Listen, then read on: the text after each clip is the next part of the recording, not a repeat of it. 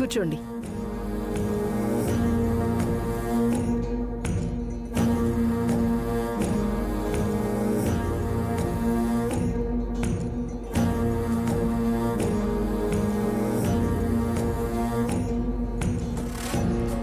మా అమ్మాయికి ఏ జన్మలో చేసుకున్న పుణ్యమో కానీ మీ ఇంటి కోడలవుతోంది.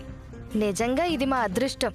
మీలాంటి సంస్కారవంతులైన ఇంటి నుంచి ఈ అమ్మాయి మా ఇంటికి రావడం మా అదృష్టం కూడాలేండి. ఎంత మాట! అది మీ గొప్పతనం జానకమ్మ గారు. ఎంతటితో ఈ పొగడ్తల కార్యక్రమం సమాప్తం.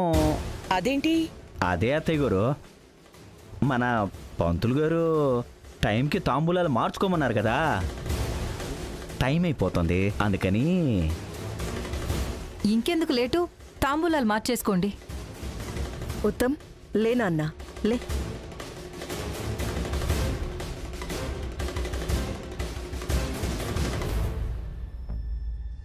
ఆగండి.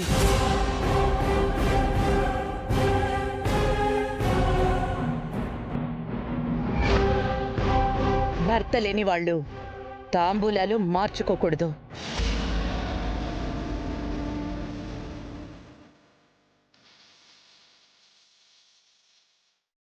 శుభప్రదకివ్వండి. బావగారు ఉన్నారు కదా అత్తయ్య గారు. మీ అందరి దృష్టిలో వాడు బతికున్నాడేమో, నా దృష్టిలో ఎప్పుడో చచ్చాడు.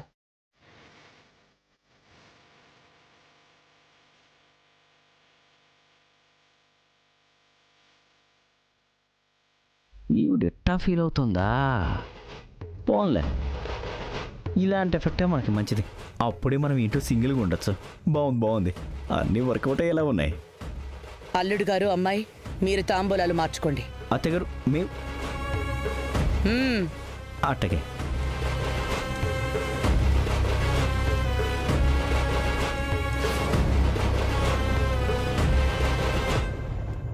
భగవంతుడా, ఇప్పటికీ ఎన్నోసార్లు ఎన్నో పెళ్లి చూపులు చెడగొట్టావు.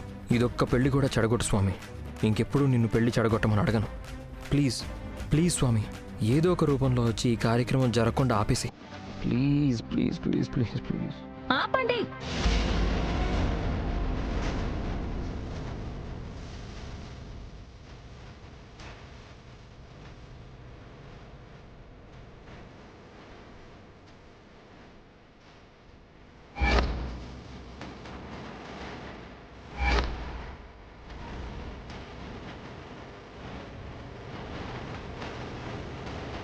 మై గాడ్, ఈ పెళ్ళి ఆపడానికి ఏదో ఒక రూపంలో రా అని అడిగితే నా మైథిలి రూపంలోనే వచ్చావా?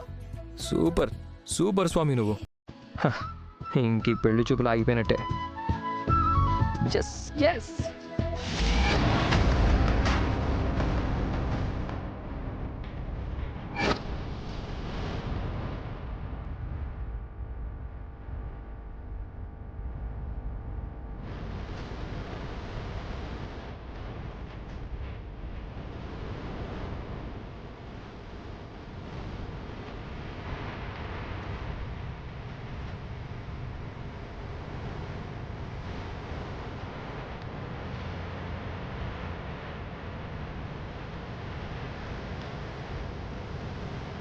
ఏటి బ్యాంక్ పాప, ఎలా వచ్చేవేటి?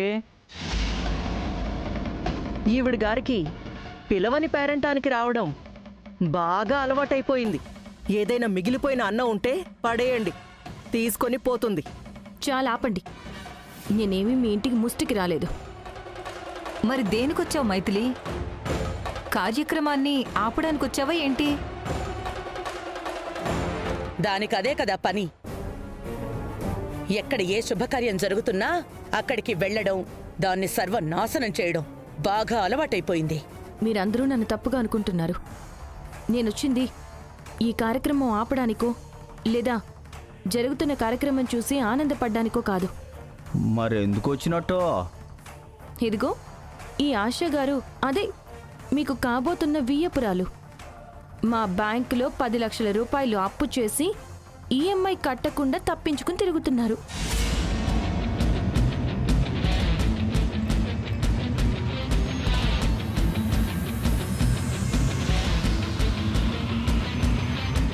ఆ రోజు హోటల్లో కూడా ఈ విషయం చెప్పాలని మీ దగ్గరికి రాబోయాను. కానీ మీరు నా మాట పట్టించుకోకుండా నన్ను బయటికి గెంటేశారు. ఈ అమ్మాయి వల్ల మా ఫంక్షన్ డిస్టర్బ్ అవుతుంది. దయచేసి ఈ అమ్మాయిని బయటికి గెంటేయండి. మేడం ప్లీజ్, నేను చెప్పేది వినండి. మీకు help గర్ల్స్, చేద్దామనే బయటికి వచ్చాను. తీసుకెళ్ళండి. నా మాట వినండి. అప్పుడు తప్పించుకున్నా ఇప్పుడు తప్పించుకోలేరు. ఏ ఆశ? తీసుకున్న అప్పుకి ఈఎంఐ కడతావా లేదా పోలీసుల్ని పిలిపించి అరెస్ట్ చేయించమంటావా? ఆశ గురు, ఆ అమ్మాయి చెప్తుందంతా నిజమేంటి? ఓరి నాయనో, ఈ రాక్షస్ ఏంటి డైరెక్ట్గా ఎలా ఇరికించేసింది? ఏంటండి మేమేంటి, మా రేంజ్ ఏంటి? వీళ్ళ దగ్గర 10 లక్షలు అప్పు తీసుకోవడం ఏంటి, తప్పించుకుని తిరగడం ఏంటి? ఈ పెళ్ళి ఆపటానికి ఏదో ప్లాన్ చేసినట్టుంది. అందుకే ఈసారి ఈ రూట్లో వచ్చింది. అమ్మో, తల్లి కూతుళ్ళు ఇద్దరు నసుకుతున్నారంటే ఖచ్చితంగా మన బ్యాంక్ పాప చెప్పింది నిజమై ఉంటుంది. జాగ్రత్త పడాలి ఇప్పుడు. ఇగో మైథిలి పాప, చూడు, ఏమన్నా ఉంటే మీరు బయట చూసుకోండి. జరుగుతున్న కార్యక్రమాన్ని ఆపడం మంచిది కాదు. ఏంటి మావయ్య అలా అంటావు? పాపం తను బ్యాంక్ ఎంప్లాయ్, తన డ్యూటీ తను చేయడానికి వచ్చింది. దాంట్లో తప్పేముంది? ప్లీజ్ ఎవరు మాట్లాడకండి. ఏ మైథిలి, నీకు లాస్ట్ అండ్ ఫైనల్గా చెప్తున్నాను, ఇక్కడ శుభకార్యం జరుగుతుంది. దీన్ని డిస్టర్బ్ చేయకుండా మర్యాదగా బయటికెళ్ళు. లేదంటే దీని పర్యవసానం చాలా భయంకరంగా ఉంటుంది. నేను కూడా మీకు లాస్ట్ అండ్ ఫైనల్గా చెప్తున్నాను, వీళ్ళు నాకు దొరికారు. వీళ్ళని వదిలిపెట్టే ప్రసక్తే లేదు. మర్యాదగా నా పని నన్ను చేసుకొనివ్వండి. లేదంటే నా డ్యూటీకి అడ్డొచ్చినందుకు, నేరస్తుల్ని కాపాడుతున్నందుకు మీ మీద కూడా యాక్షన్ తీసుకోవాల్సి వస్తుంది. ఎంత పొగరే నీకు! నా మీద యాక్షన్ తీసుకుంటానంటావా? నిన్ను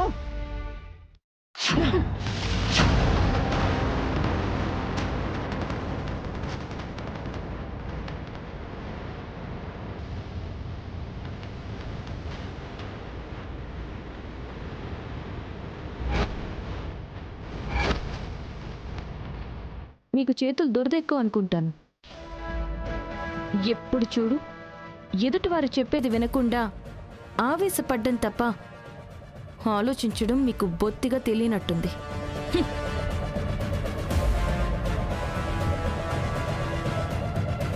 మీ అందరికీ రిక్వెస్ట్ చేసి చెప్తున్నాను, ఈ ఇంట్లో అడుగు పెట్టడానికి నాకు ఎటువంటి దురుద్దేశం లేదు. కేవలం నా డ్యూటీ చేయడానికి మాత్రమే వచ్చాను. దయచేసి అందరూ నాకు సపోర్ట్ చేయండి. ఆశ, మర్యాదగా నాతో రా. ఆశ రాదు. ఎలా రాదో నేను చూస్తాను. మర్యాదగా వస్తారా, తల్లి కూతుల్ని ఈడ్చుకుని వెళ్ళమంటారా? ఎంత ధైర్యమే నీకు? నన్నే ఈడ్చుకుంటూ వెళ్తానంటావా? నీ మీద పరువు నష్టం దావా వేస్తాను. నీ ఉద్యోగం ఊడిపోయేలా చేస్తాను. ఏయ్, ముందు ఈఎంఐ కట్టు చాలు. పరువు నష్టం దావా వేస్తుందంట. పరువు నష్టం దావా. అసలు నీకు పరువు అంటూ ఉంటే కదా. పదా. ఏయ్ రా. ఏయ్, ఏయ్ మైథిలి, ఆగు!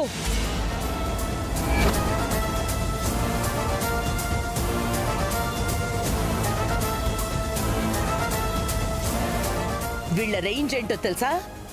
వీళ్ళకున్న ప్రాపర్టీ ఎంతో తెలుసా? నిన్ను నీ బ్యాంక్ని నిలబెట్టుకుంటారు. ఆఫ్టర్ ఆల్, 1000 రూపాయల జీతం తీసుకునే నువ్వు కోటీశ్వరులైన వీళ్ళని మెడబట్టుకుని తీసుకెళ్తావా? మిమ్మల్ని చూస్తుంటే నాకు జాలేస్తుందండి. మీకేదో మంచి చేద్దామని నేనొస్తే నన్నే తప్పు పడుతున్నారా? నిజంగా మీరు చెప్పినట్టు వీళ్ళు కోటీశ్వరులే అయితే పెళ్లి మొత్తం వీళ్ళ ఖర్చులతోనే చేపించమనండి, చూద్దాం. పెళ్లి దాకా ఎందుకు, ఒక 25 లక్షలు పెట్టి ఒక కన్వెన్షన్ హాల్ బుక్ చేయమనండి, చూద్దాం. అప్పుడు ఒప్పుకుంటాను. వీళ్ళు కోటీశ్వరులని. అమ్మ నా బ్యాంక్ పాప, బలి ఇరికించావే. ఆఫ్టర్ ఆల్ 25 లక్షలు పెట్టి బుక్ చేయలేనంత పూర్ పీపుల్ అనుకుంటున్నావా? వదిన గారు, ఆ బ్యాంక్ అమ్మాయి ఏమందో విన్నారు కదా. మీరంట పెళ్లికి 25 లక్షలు పెట్టి కన్వెన్షన్ హాల్ కూడా బుక్ చేయలేరంట. హ్మ్. అయితే ఇప్పుడు చెప్తున్నాను వదిన గారు, 25 లక్షలు కాదు, అవసరమైతే 50 లక్షలు పెట్టి కన్వెన్షన్ హాల్ బుక్ చేస్తా.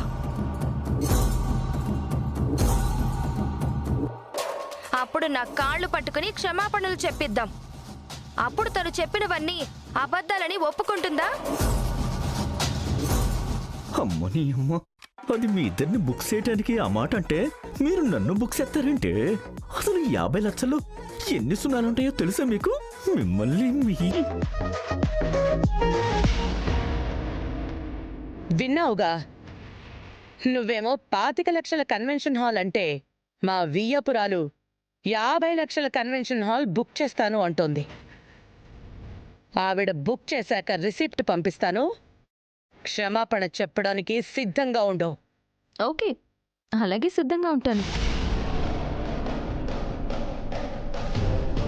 కాకపోతే మీరు చెప్పినవన్నీ ఒక బాండ్ పేపర్ మీద రాసివ్వండి, దాంట్లో సంతకం పెట్టి ఇవ్వండి. అప్పుడు వీళ్ళని వదిలేస్తాను.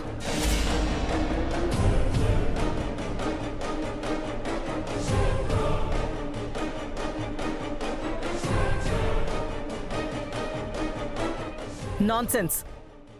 బాండ్ పేపర్ మీద రాసివ్వాలా? ఏ ఆ రోజు అసోసియేషన్లో కూర్చోపెట్టి నాతో బాండ్ పేపర్ రాయించుకోలేదా? మీకో న్యాయం మాకో న్యాయమా?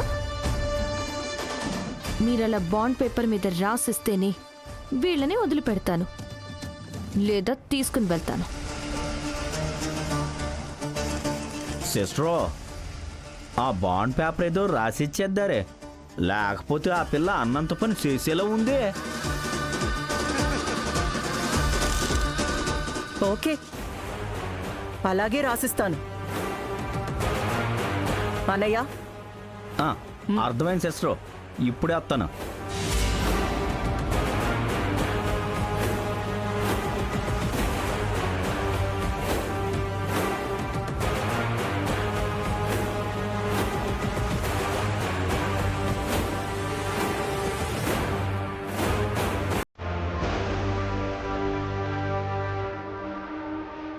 ఇగో సిస్టరో, రాసిచ్చేసి.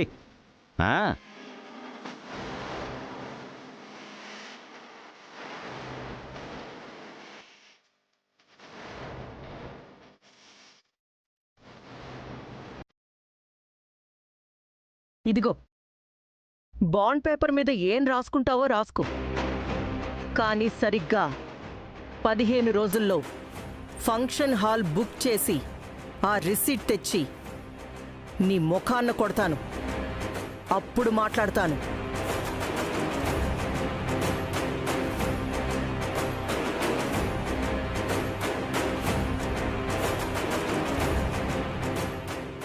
ఓకే, 15 రోజుల తర్వాత కలుస్తాను.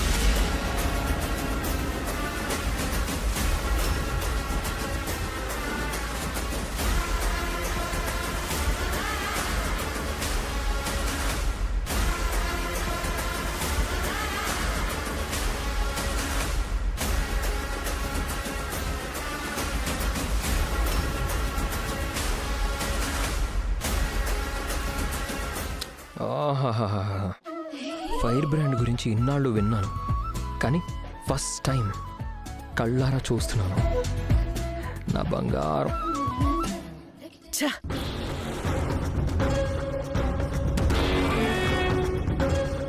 మనం కార్యక్రమం కంటిన్యూ చేద్దాం అత్తయ్య గారు. అయ్యో, ముహూర్త సమయం దాటిపోయిందమ్మా, వర్జ్యం కూడా వచ్చేసింది.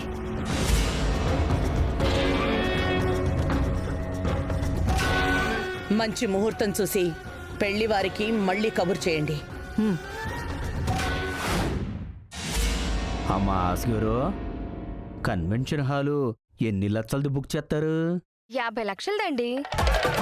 అరే, ఇంకొంచెం ఎక్కువ చెప్పాల్సింది కదా. కరెక్టే బాబాయ్, మనం ఇచ్చిన బిల్డప్ కి మినిమం ₹1 కోటి చెప్పాల్సింది. ఆ, ఏంటి మమ్మీ మరి ఇంత చీప్గా చెప్పా? అమ్మ జంట పక్షులు, మిమ్మల్ని తీసుకొచ్చింది ఆ ఇంటిని ఆవిరి చేయమని, నన్ను బెకారిని చేయమని కాదు. అదేంటండి అంత మాట అనేశారు? మరి లేకపోతే మిమ్మల్ని ఇరికించడానికి ఆ మైథిలి 25 లక్షల కన్వెన్షన్ అంటే ఏదో ఒకటి చెప్పి మేనేజ్ చేయాలి కానీ 25 కాదు 50 లక్షల కన్వెన్షన్ బుక్ చేస్తానంటావా?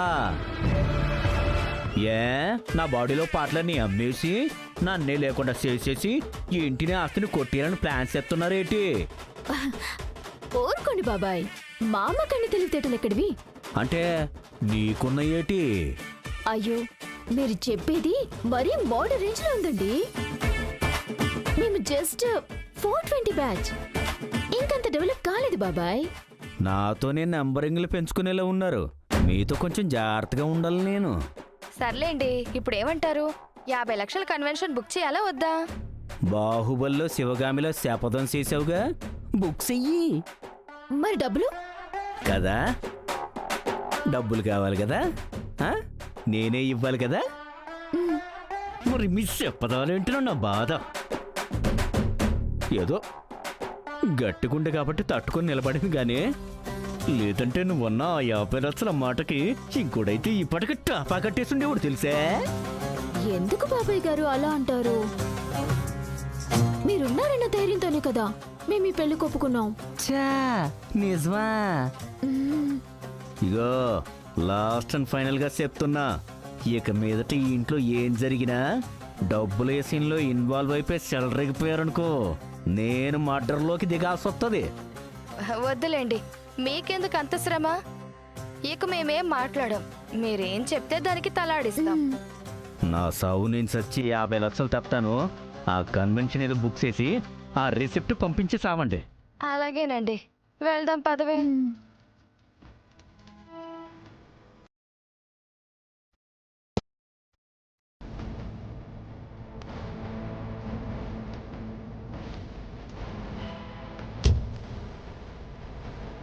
ఎలాండి ఎలాండి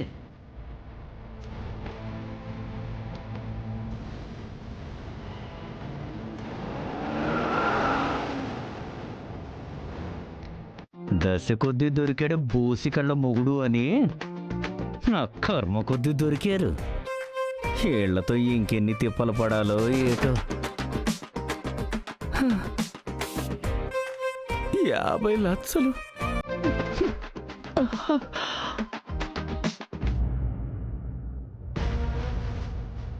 నమస్తే మేడం. ఈరోజు సేలింగ్ ఎలా ఉంది? అద్భుతంగా ఉంది మేడం. అంత అద్భుతంగా ఉంటే కస్టమర్లు కనిపించరండి? అందరూ రహస్యంగా వచ్చి కొనుక్కుని వెళ్తున్నారా? అంటే 1 గంట క్రితం వరకు బాగానే ఉంది మేడం. ఇప్పుడే కొంచెం డల్ అయింది. సరే, వెళ్ళి అకౌంట్ బుక్స్ తీసుకురా. Okay madam.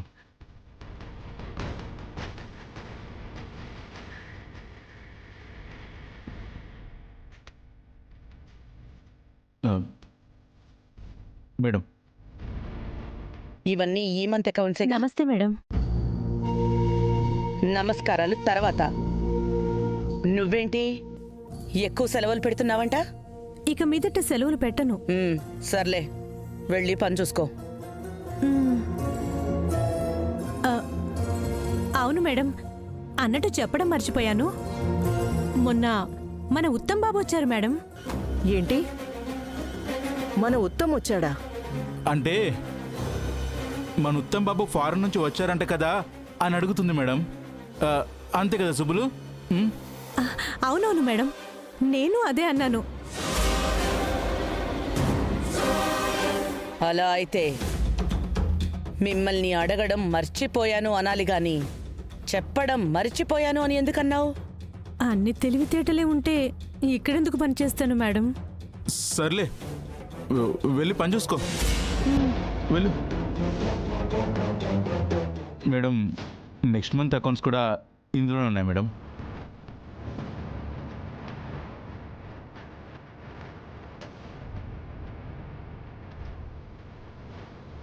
ఏం జరుగుతుంది ఇక్కడ? ఇవి అసలు స్వీట్స్ అయినా? అసలు క్వాలిటీ లేదు. చిచి ఇక్కడ మీ మేనేజర్ ఎవరు ఎవరు పిలవండి మీ మేనేజర్ని పిలవండి. ఏం జరుగుతోంది? అది మేడం, కస్టమర్ ఎవరు గొడవ పడుతున్నట్టున్నారు మేడం. పదండి చూద్దాం.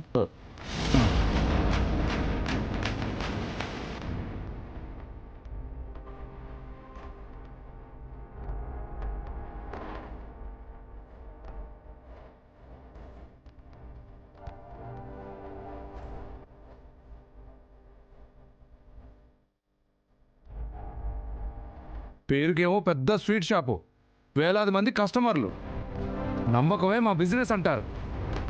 కానీ ఇక్కడ చూస్తేనేమో కస్టమర్లని మోసం చేస్తున్నారు.